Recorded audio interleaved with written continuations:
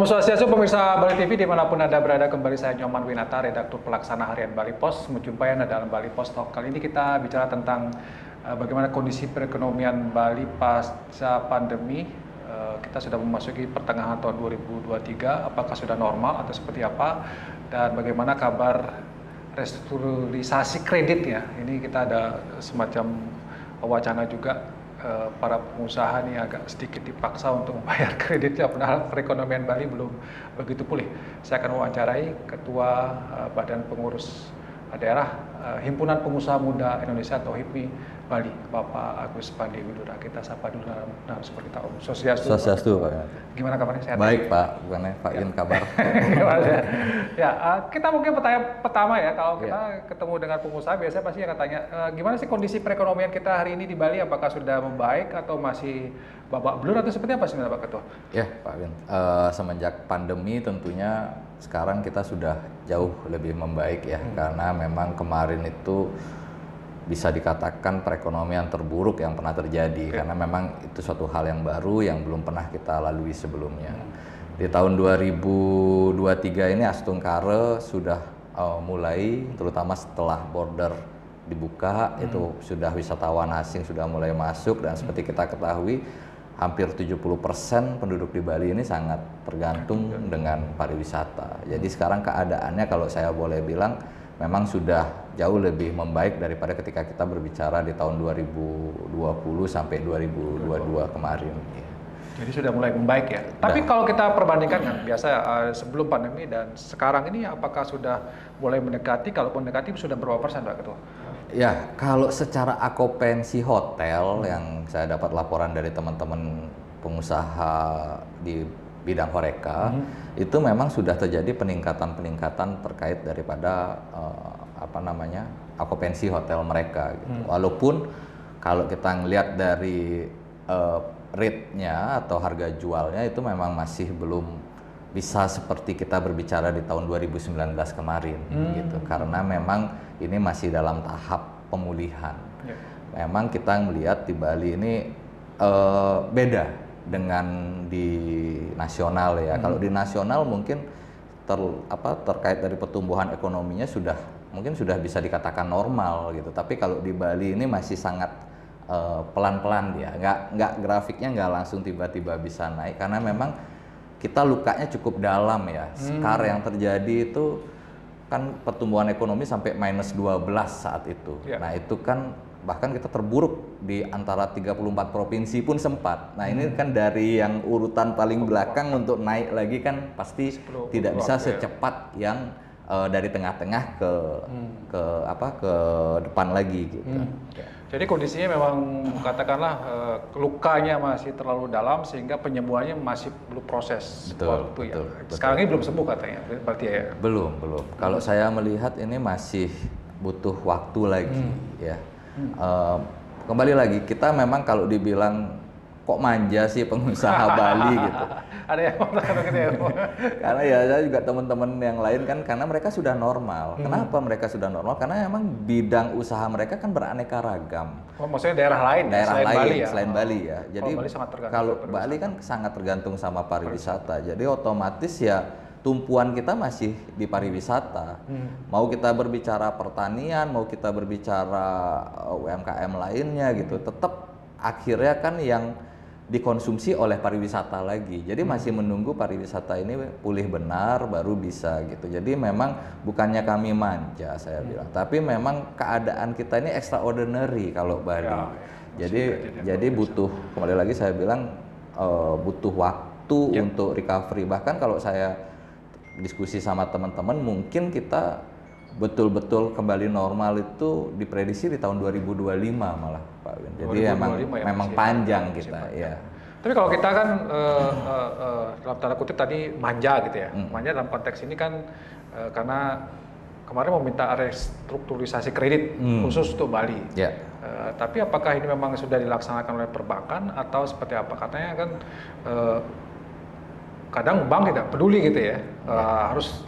Nah, gimana Pak Ketua melihat katakanlah perbankan ini yang seperti seolah-olah tidak paham dengan kondisi perekonomian yang Bali masih susah.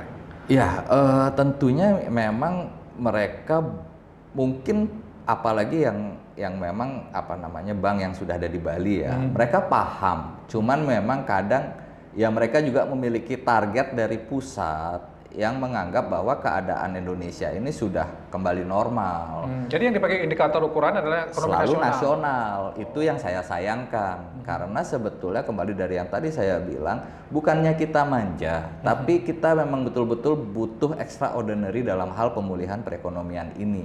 Kita tidak bisa secepat nasional gitu. Nah, ini yang dipakai acuan secara nasional oleh perbankan. Nah, ketika mungkin ya mohon maaf bos-bos dari pusat ngelihat ke Bali datangnya pas lagi liburan dan di daerah-daerah tertentu seperti kita berbicara Seminyak, terus kita berbicara apa namanya Canggu, itu ya jelas pasti akan kelihatan ramai. Apalagi zaman liburan. Tapi kan kita sekarang berbicaranya kan nggak bisa pas zaman liburan saja, melainkan harus 12 bulan ini kita berbicara. Nah, dan ini tidak bisa dititikkan sebagai acuan seperti Nusa Dua, Canggu, Seminyak. Sedangkan kan kita ada teman-teman yang bergerak di Karangasem, di Jembrane, bahkan di Buleleng juga ada gitu. Nah, ini kan masih belum bisa pulih karena kan jumlah kamar di Bali juga relatif cukup banyak.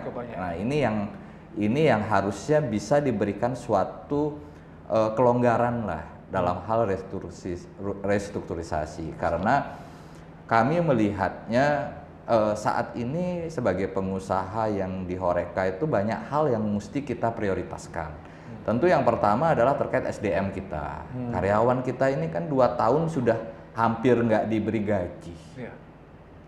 Tapi mereka masih loyal kepada kita, ini kan sebagai suatu aset juga. Nah, jadi kita lagi pemulihan, kita perbaiki dulu standarnya mereka ini supaya kembali ke standar awal.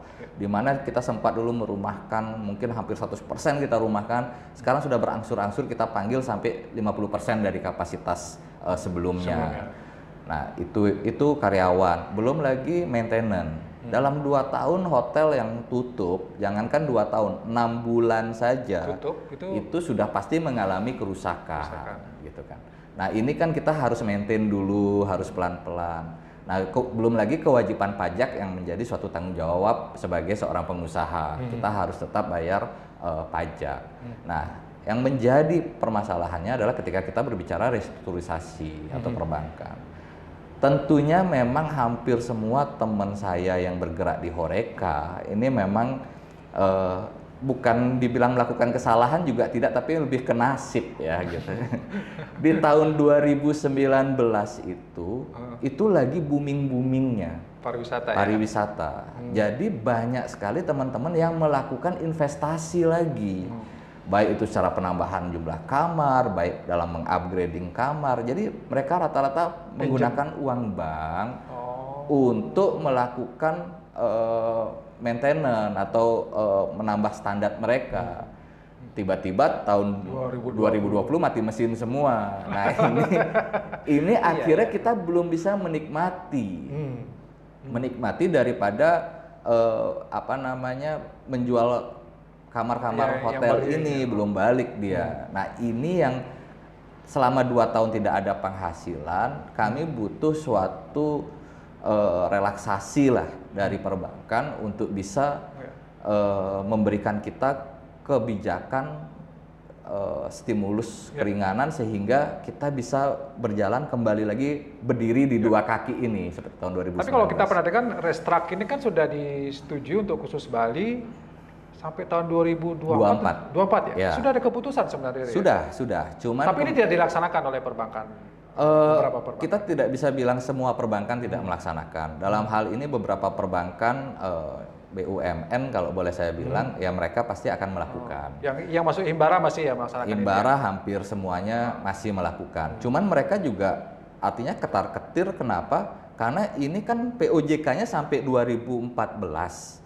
Kalau nggak dari sekarang mereka perbaiki, artinya perbaiki yang dulunya nyicil cuma 25%, mereka nggak naikin ke 50%, mereka khawatir di 2014 ini nanti pada nggak ada bisa bayar. 2024 maksudnya? Maaf, 2024 maksud saya. Jadi nggak bisa bayar. Nah, apalagi yang swasta lebih ketar-ketir lagi dia dalam hal ini. Perbankan yang swasta. Perbankan yang swasta. Jadi dia harus sudah mulai meminta kepada kami pengusaha untuk jangan lagi menunda pembayaran bunga atau memberikan diskon pembayaran bunga yang dulunya mungkin 25% kita bayar. Ini sudah mulai naik nih sekarang ke 50%, 75%, bahkan beberapa bank swasta saat ini itu sudah minta kita untuk bisa bayar 100% untuk persiapan daripada jikalau di tahun 2024 nanti restrukturisasi tidak diperpanjang. Nah ini jadi memang harapan kami ini restrukturisasi kalau bisa memang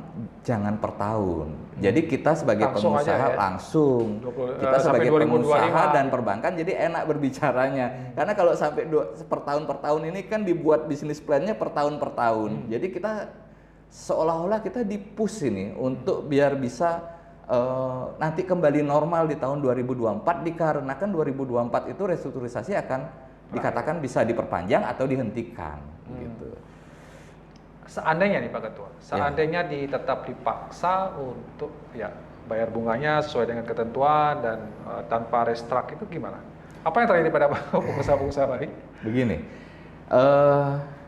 ketika perbankan berbicara kepada kami menanyakan kapan sih kalian normal gitu, saya juga dalam hal ini sebetulnya kan ini bisa kita lihat dari loan at risk atau LAR daripada perbankan.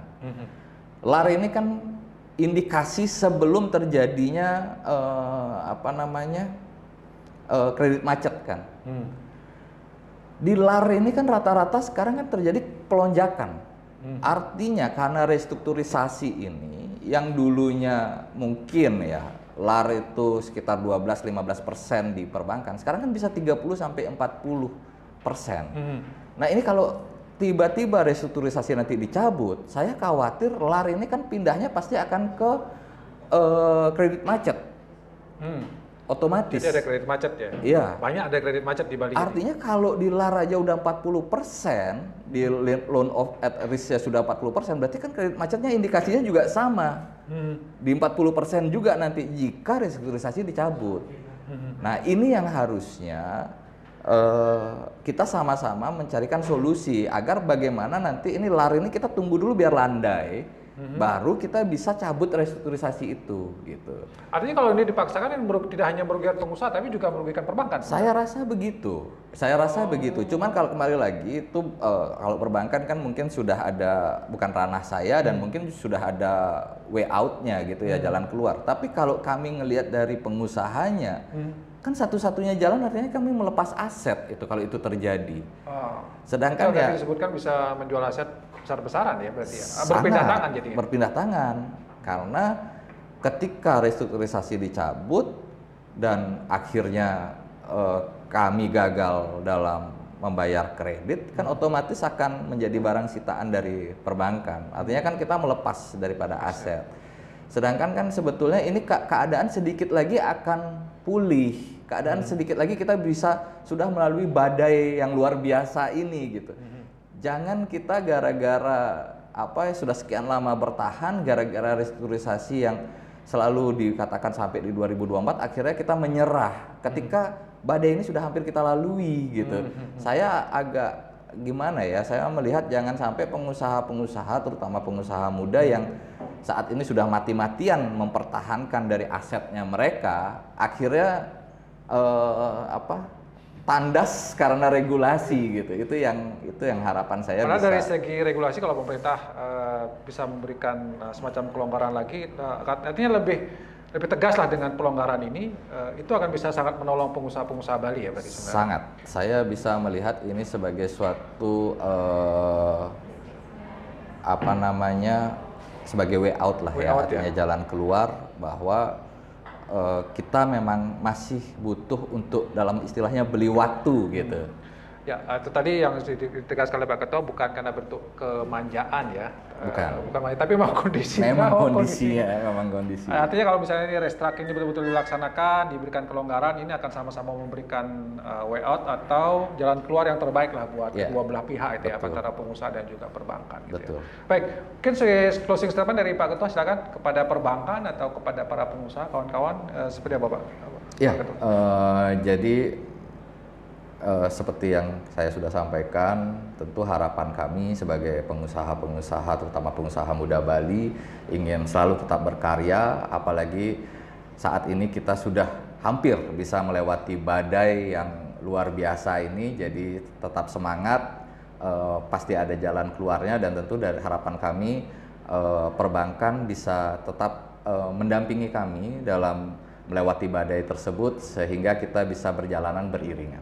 Baik, terima kasih Pak Ketua atas waktunya, dan demikian tadi Bali Post Talk kali ini saya ucapkan terima kasih atas perhatiannya. Tapi yang terpenting adalah bagaimana kita bersama-sama membangun Bali ya.